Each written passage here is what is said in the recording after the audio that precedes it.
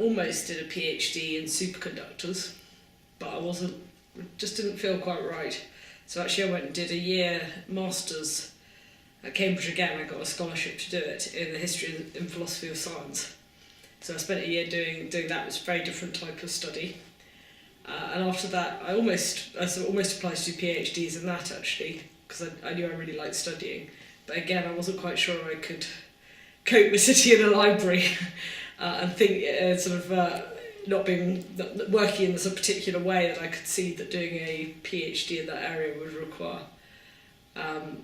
So actually, I went off out of study for a year. I went off travelling, and then I worked in Berlin as an English teacher for 6 months.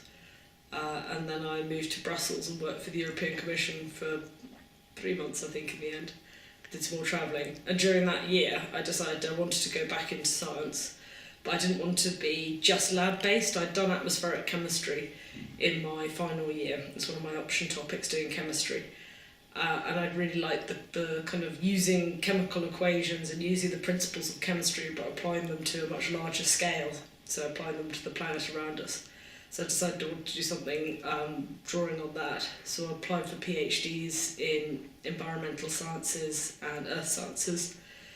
And actually, at Cambridge, I applied to do a PhD in the earth sciences department in the chemistry of the oceans. When I came to fill in the form, it implied you had to put a second choice project down.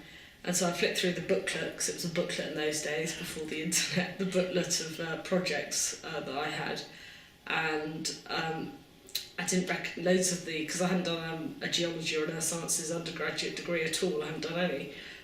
There were lots of the topics, I couldn't even kind of understand the title. So and then I found this one on the tropospheric chemistry of volcanic plumes. I thought, I did quite a bit of tropospheric chemistry in my 4th year, so I could put that one down. I could definitely talk about that, and it sounds really interesting. And then when I went for the interviews, I met the different teams and talked to the different people who had different projects. I just got really inspired by the volcanoes project.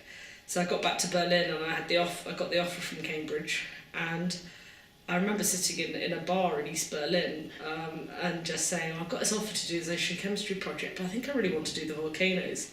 And one of my friends in Berlin just saying, well, just write to them and ask. And so I did, and they said, yeah, that's fine, the offer's for you, so if you want to come and do the volcanoes project, that's absolutely fine. So I went back to Cambridge to the Earth Sciences department and did my PhD on volcanoes.